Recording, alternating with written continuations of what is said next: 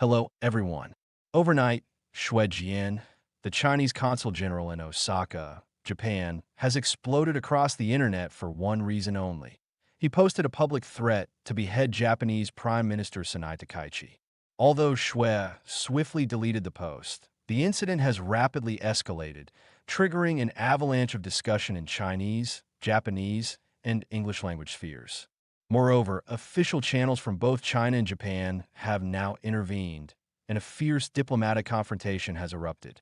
While storms rage between China and Japan, a breakthrough emerged today in the U.S. standoff between Trump and the Democrats over a potential government shutdown. 7 Democratic lawmakers defected to support a procedural vote on a temporary funding bill. Does this mean government reopening is now imminent?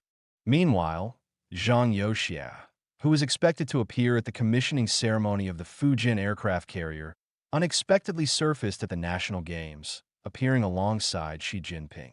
Does this indicate that the so-called Xi-Zhang power struggle is entirely fabricated? I can tell you that this joint appearance actually proves the abnormality in Xi-Zhang relations, rather than the opposite. Today is November 10th, Eastern U.S. time. I am Jingyuan Tang. Welcome to subscribe to our channel. Together, we will use an objective perspective, logic, and common sense to clarify exactly what has happened and why. The fuse for the Xi-Zhang incident originated last Friday, when Japanese Prime Minister Takaichi attended her first House of Representatives Budget Committee meeting. When asked whether a Chinese military invasion of Taiwan, so-called Taiwan contingency, constitutes a survival-threatening situation under the security-related laws that would allow the exercise of collective self-defense, Takaichi clearly stated that whether it constitutes a survival-threatening situation depends on the specific circumstances. Takaichi said, "If there is a military attack on Taiwan, a maritime blockade with warships, accompanied by other means, it could constitute the exercise of force." Subsequently, Xi-Zhang, the Chinese consul general in Osaka, quickly retweeted on his X platform account a link to Asahi Shimbun's report on Takaichi's Taiwan-related remarks, and then wrote the phrase that triggered a massive uproar. For that kind of filthy head that intrudes on its own, it should be decapitated without hesitation. Are you ready? Accompanied by an angry emoji.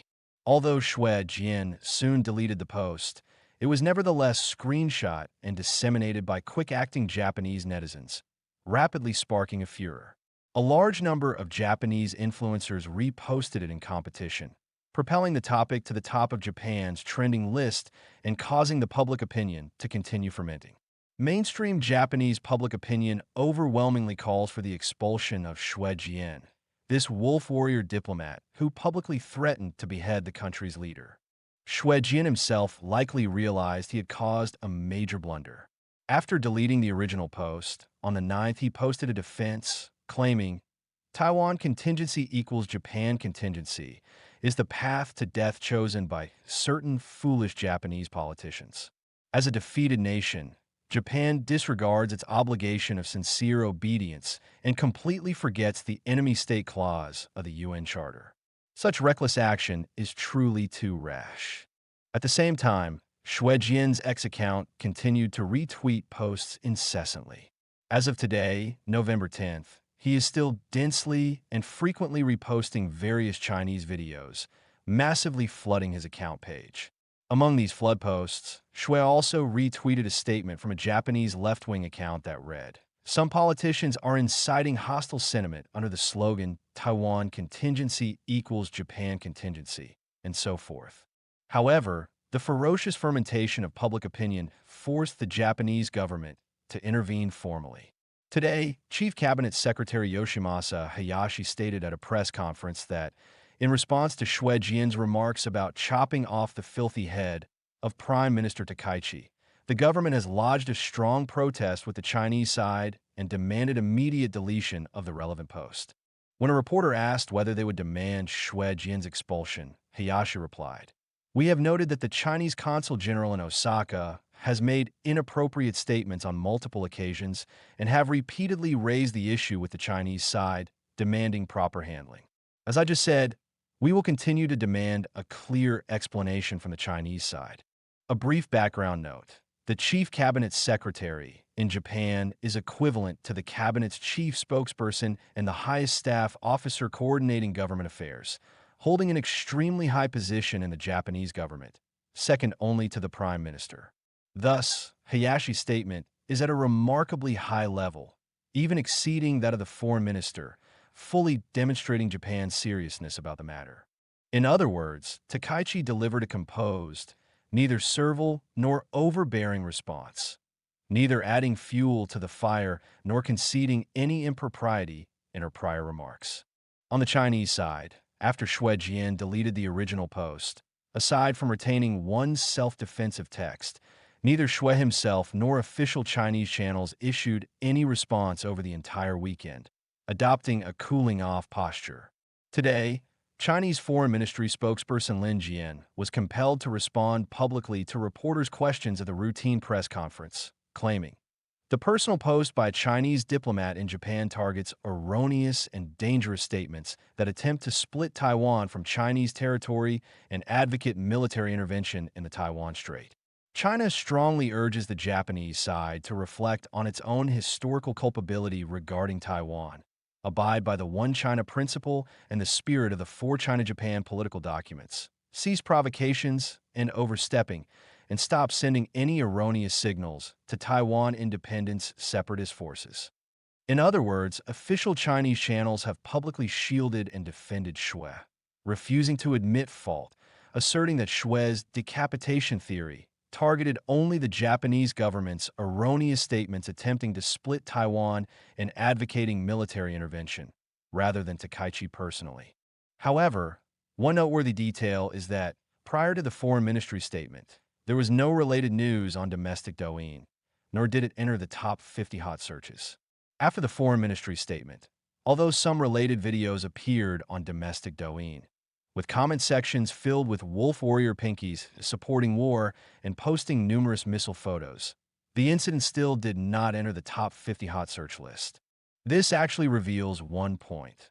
The CCP cannot immediately yield or soften for the sake of face, but does not wish to deliberately escalate Sino-Japanese relations over this matter, and the authorities are clearly controlling public sentiment, unwilling to let the issue ferment extensively.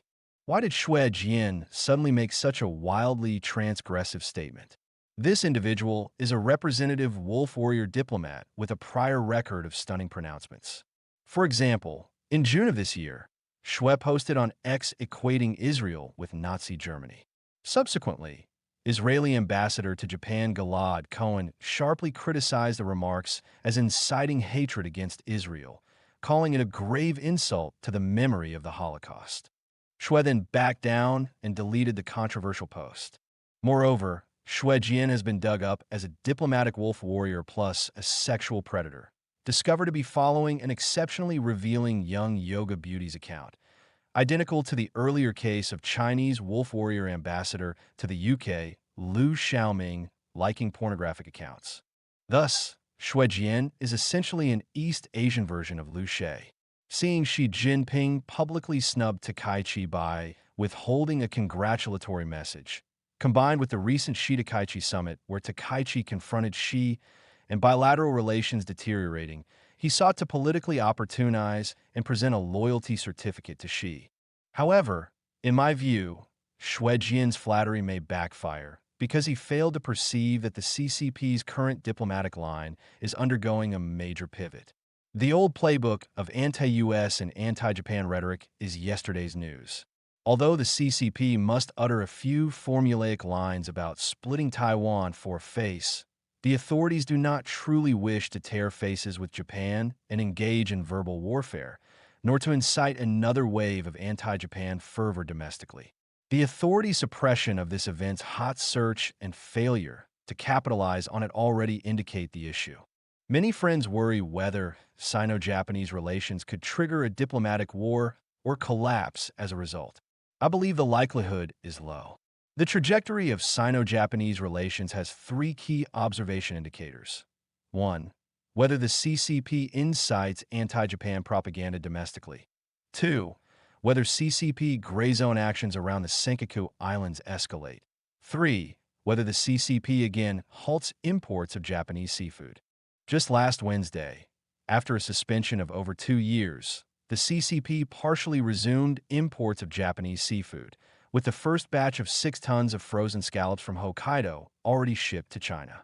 Thus, if the Wolf Warrior line still dominated, halting Japanese seafood imports would be an excellent observation indicator. Next, let us address the Xi-Zhang struggle that everyone has been closely watching. Zhang Youxia, as the CMC vice chairman in charge of military affairs and equipment, was absent from the latest Fujian carrier commissioning ceremony, replaced instead by Zhang Xingmin, who handles political work, an unprecedented anomaly in CCP military circles. Yet only days later, Zhang Youxia suddenly appeared in Guangzhou. According to CCP official media, on November 9th, on the eve of the opening of the 15th National Games, Xi Jinping met in Guangzhou with representatives of national advanced units and individuals in mass sports and took a group photo with them.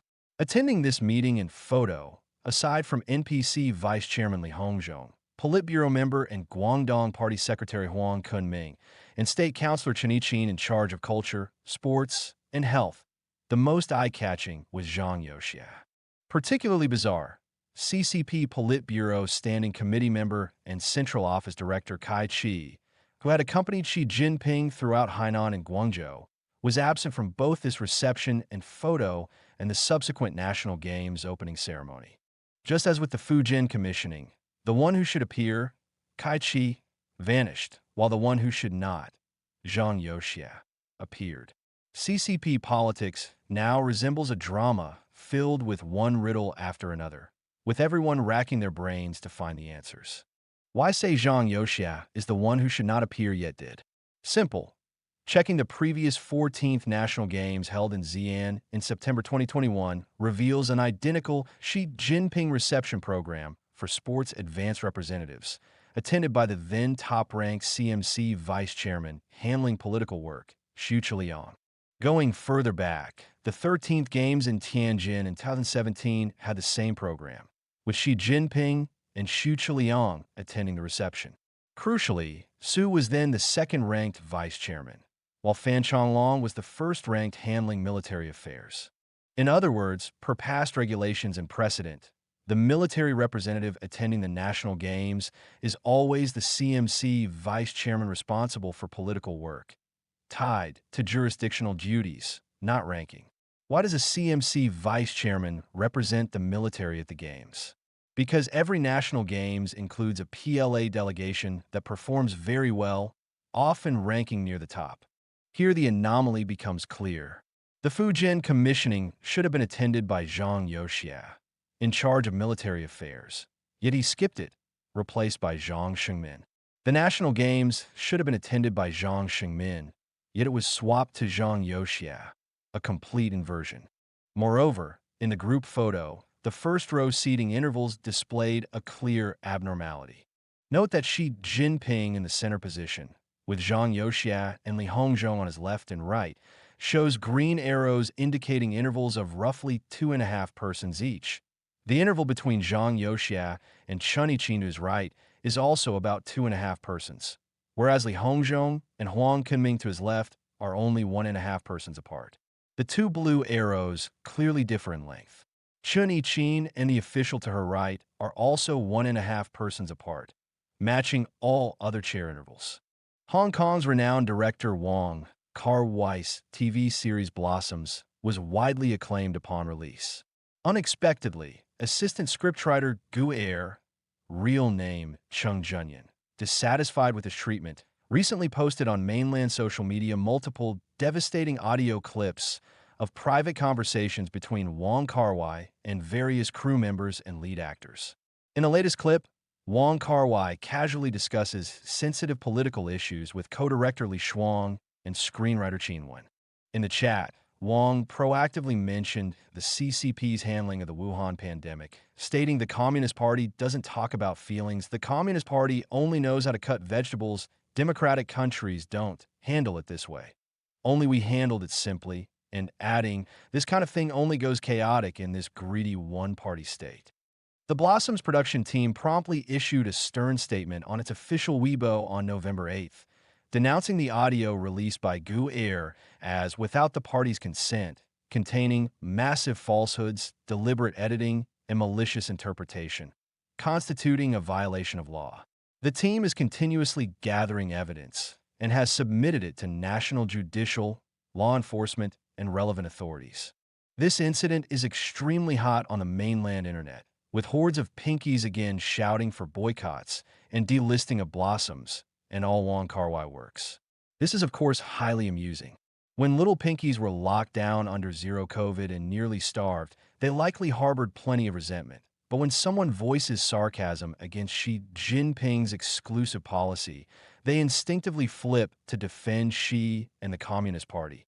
Truly, Party Mom abuses me 1,000 times. I treat Party Mom as my first love. This affair is merely a replay of the Bai Fujian incident. No one is foolish. Everyone knows how the Communist Party operates. People simply don't say it, or only discuss it in certain private settings. It's just that the world has many petty people who secretly record as leverage tools. Thus, Wong Kar-wai breaking the Pinkies' defense reminds me of a once viral internet meme. Locals here are dumb. Money is plentiful. Come quick.